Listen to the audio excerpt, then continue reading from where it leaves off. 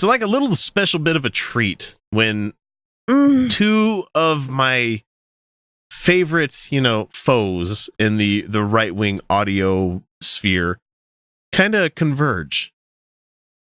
And we get that this week with Josh Bernstein, who he left a great little comment on one of our videos that I kept up there because I'm like, this is lovely, because we knew he would find us. We knew he would say something, and he made it from a anonymous YouTube account, not from his channel account. So he is taking our advice. I mean, it's a Josh Bernstein account on YouTube, but it's not his actual show one. So he's taking our advice, at least on that one, where he's starting to anonymize his internet usage. And so, hey Josh, love you, honey.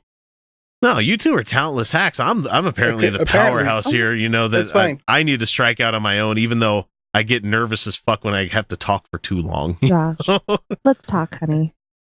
I want you to know I'm not going anywhere. And I'm going to be right here for you, baby.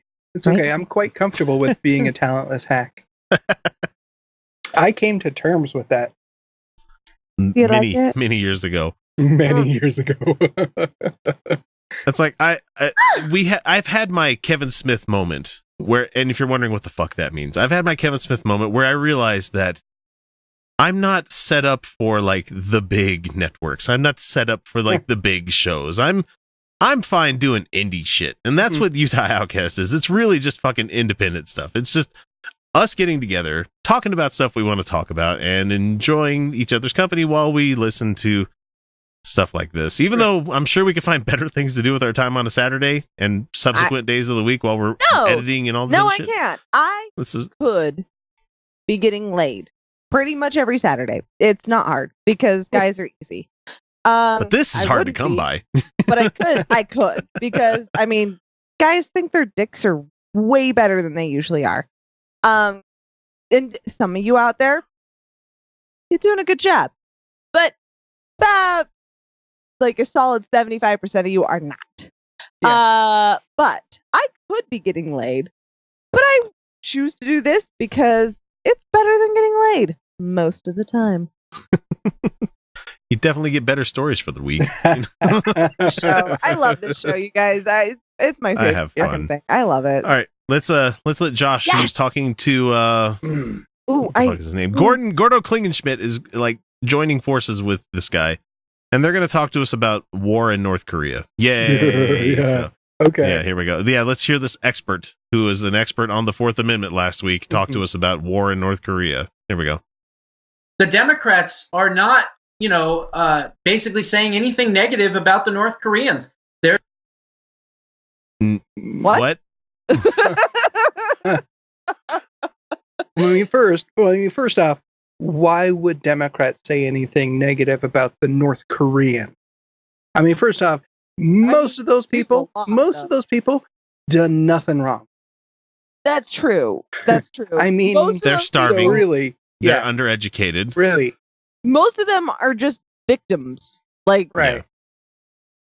The Democrats don't care for victim blaming, so yeah, we're okay with that. But you will find some criticism and some harsh words for the North Korean leaders, that military. regime. Yeah. But you'll also find them going, I'm pretty sure that we can find a solution that doesn't involve killing everybody.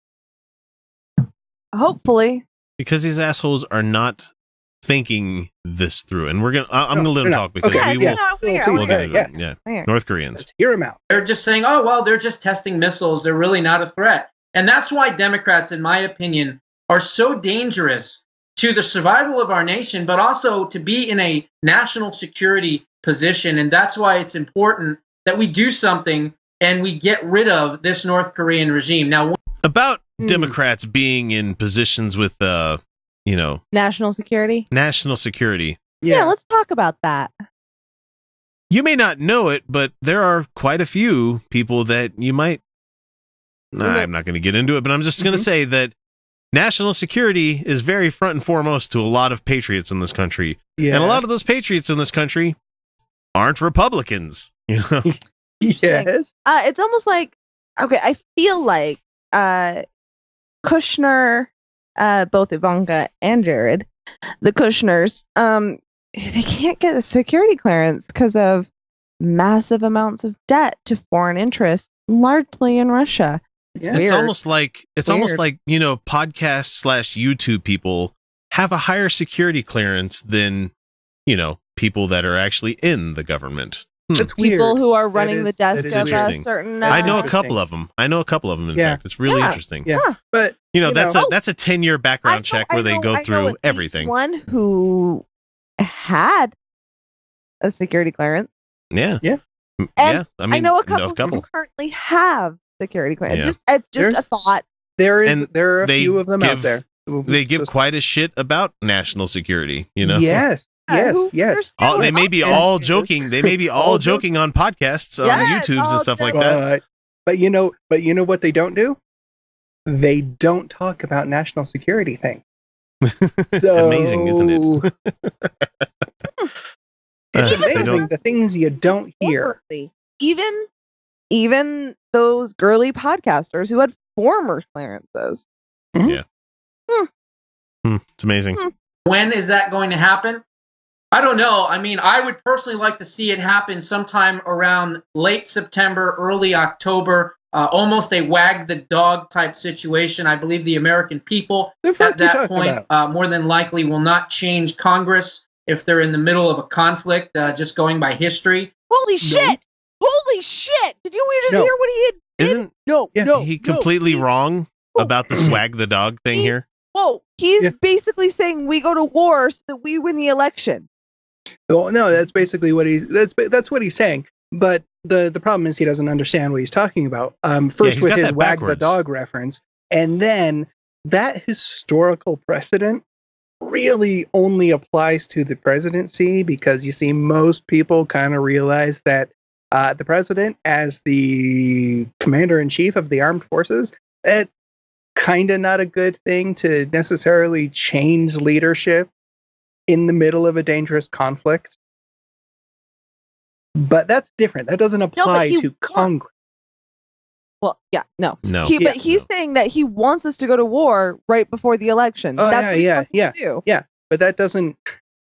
I mean, one, that wouldn't work because most people that are now voting in this country have a fairly good memory. You guys are fucking killing it, let's by see. the way. You guys are fucking killing it. Keep voting. I'm super proud of you. Absolutely. I am. And I am. And I please, mean it. please, I'm door please knocking this summer. remember your very recent history of other unjustified wars. You guys are doing great. I'm proud of you. Yeah. Proud They of you, don't- millennials. they don't I'm go well. fucking proud of They're you. not popular. People don't want them. We don't like them. Millennials, you're It killing wouldn't it. go well. He used wag the dog, and I'm still stuck on that. I can't get off of that because He doesn't know what that that's means. when you use something that seems to be of greater importance to hide something Yeah. of lesser importance. I mean, like Right. of obviously damaging. Like say, like this. Let's talk about the movie in particular. Mhm. This fictional president made advances on like an underage Girl Scout kind of thing. Yeah. So they make up a fake war in Albania hmm to take attention away from that before the election happens. Right. That's So- not what No. a nuclear strike upon North Is Korea not. No, that's is not that case. Mm-mm. Unless you're trying to hide something up around that time of elections, you dummy. I don't normally go to that route, Right. but God damn it, this 2 weeks in a row. Fourth Amendment wrong last week, wag the dog wrong this week. Words have meanings, dude. It's almost like he does not know what the fuck he's talking about. Almost Remember, like he he has subscribed another and he's a agenda. fan. It's almost. Never mind. I was gonna be catty there, but I'm not gonna be catty. I'm gonna take that high road there, Oh, Josh. take the high road. Take the high road. Yeah. That's fine. Come join We us also on know the that road. by history, the first term of a new president usually loses a lot of House seats and a lot of Senate seats. And we've seen a lot of defections and the House Republicans retiring and Senate Republicans retiring. So, we're in a touchy situation. The left smells blood in the water. They're targeting over 100 House seats. And Soros and the rest of the Brock and groups and all these others are going to Brock be and pouring groups. millions and millions of dollars into attack ads in all of these swing state districts. So Gish Yeah. Gallop, motherfucker. Oh, Have yeah. you heard of it? Have you heard of it? But he's not. He's God. kind of right. But he's not good at it. we do smell blood in the water. Well, yeah. Yeah, but he also called people There's that a are lot. retiring defections.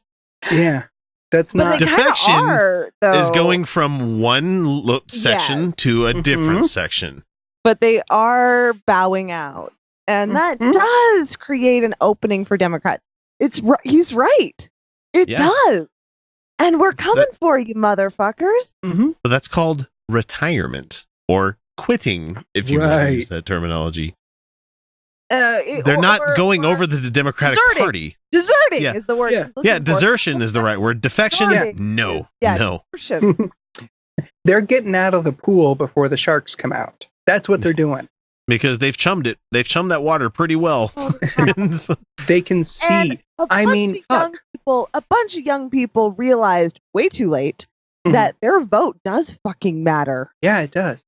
And they suddenly went, oh shit, we have the power. Yeah. I hope I live to see the day where the NRA is abolished. I hope I live to see that day. You beautiful, beautiful millennials. I'm looking at you, babies. Keep voting. Keep going. You guys are doing voting. great. No, you're seriously killing it. You're killing it. Like, keep just doing show it. up. That's all we ask. Just show up. Just show up. Just show up. Like, make a couple phone calls. Knock a few doors. Like, I don't give a shit. Or just fucking vote. Yeah. Just keep working it. You're doing great. Oh my God, I'm so fucking proud of you. Let's finish this one up. Here we go. Okay. Who knows? Maybe we would need to do that and take out this regime because, God forbid, we have a change in Congress. In 2019, and the next thing you know, we just placate to them and we give them more, and we tell them that it's okay, continue to do their rocket launches and everything else. So I think there's a lot of danger in the midterm. So we do need to do something. Okay, honey. We're not going to placate North Korea. We have not ever placated North Korea. We have Obama hardened sanctions on them. Yeah. Yeah, nobody's a friend to North Korea except for China, and China is tenuous at best. China's not very China's kind of had enough of their shit, you know. China's not very happy with them. But look, right at now, this point, North Korea is being backed into a corner, and their only move is violence. Well, their moves are violence or overthrow, attempting a level of reconciliation with the South, which I don't know how much everybody's been paying attention to what's been happening with these two during the Olympics, but there were huge steps. So it's not impossible. I don't trust North Korea. No, as far as anyone can throw them, and since human beings can't throw land. I've seen Team America. I know not to trust North Korea. I don't trust North Korea. But that their leader is at least exploring options. Yeah. And that's wise. And I do think yes, I believe North Korea needs to no longer be a regime. And I would love to see them absorbed by South Korea and just become Korea Southern. Wise. That would be ideal. Yeah. That's difficult to do, and we can't just jump in. And yes, there's human rights violations, and I want them to stop. The thing is that military action would kill those civilians, and I'm not down with that. I'm not down with that. Yes, and they would. Let's not give Trump the credit as he's begging for it to be given to him. No. Or actually starting this kind of conversation. No, he's trying to claim credit that, him being a hard ass has made it so they're communicating with each other. So this show has talked about North Korea and the issues of regime overthrow and the problems with it, but wanting to solve those human rights violations before Trump was in. Okay, we've been talking about this since before Trump was in. Trump doesn't get credit for any of this shit. We know. We remember. What do I know about South Korean policy when it comes to North Korea? Obviously more than what the president does, and he gets all the briefings. Well, the briefings are available to him. Yeah, but they don't have bullet points or pictures and emojis. So and someone to read it to him. I'm adding the emoji part. He probably doesn't know what the fuck those things mean anyway. I'm kidding. You just put an eggplant next to North Korea and be like, "What are they trying to say? What is this?" Todd Tyler, what is this trying to say to me? Weird reference. I like it.